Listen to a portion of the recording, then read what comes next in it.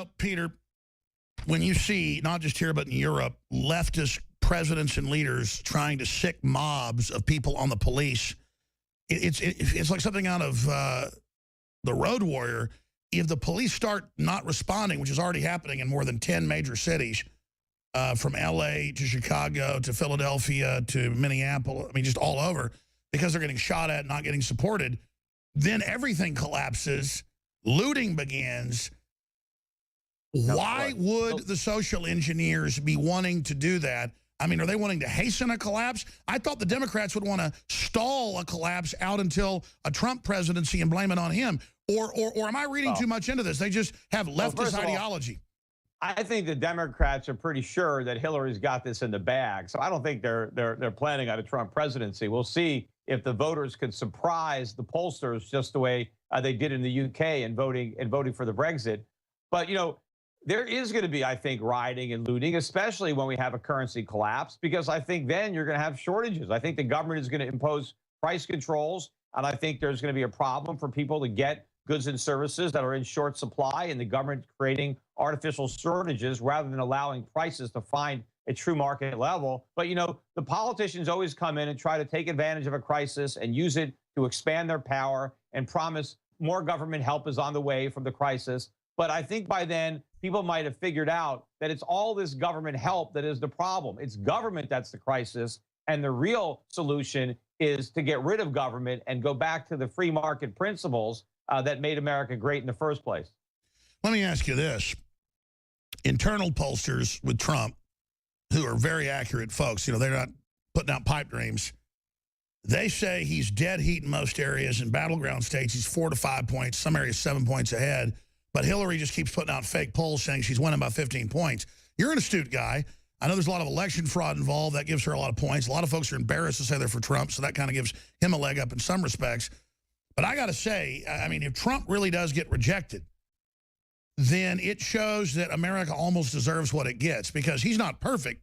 I know you disagree with some of his economic policies, so do I, like the low interest rates. But at a certain point, I mean, if America rejects Trump, they almost deserve what they get. Yeah, and, you know, if people don't know that Hillary is a crook based on what just happened with this FBI investigation, where basically, you know, they come clean about all the horrible things that she did, all the things, gross negligence, things that no rational person would have assumed you could do. She did all this stuff, and she lied repeatedly under oath to Congress.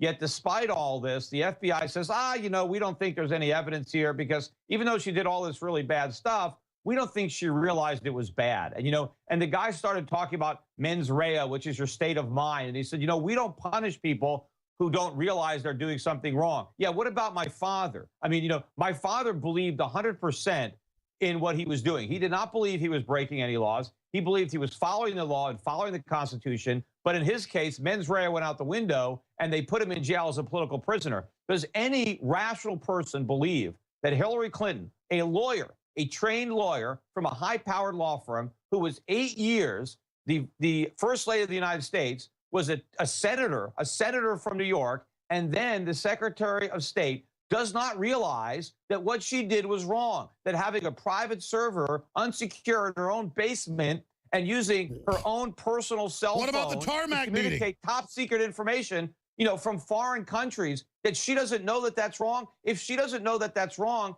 she is not only incompetent to be president, she shouldn't even be mayor of a small town, you know. But I think she knew exactly what she was doing, because she knew she was involved in so much illegal stuff with her and her husband, so many bribes and kickbacks and all kinds of stuff, that she wanted to hide her communications from the American public. And in so doing, she jeopardized the national security of the United States. She shouldn't be in the White House. She should be in the big house along with her husband. In 1993, Hillary Clinton ordered Vince Foster's dead body to be moved and dumped to avoid a murder investigation. New York Times best-selling author Roger Stone names names. The Clintons' War on Women, in stores now. Last week, we pointed out the globalists have declared open season on free individuals and nations worldwide.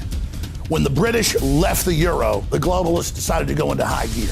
They've now announced that Hillary won't be indicted no matter how many crimes she commits. It's time for us to take our matters into our own hands. The globalist warfare model is siege. It wants to make us dependent. It wants to cut off our economies. It wants to be able to set up a worldwide financial crisis where there are food shortages that are already happening in most parts of the world, where they basically bring us to our knees and where we capitulate to their demands. That's why we're extending the July 4th sale right through next week, because it's all about declaring your independence from the globalists. You don't just declare your independence when you buy high-quality storable foods or water filters or shortwave radios at InfoWarsStore.com.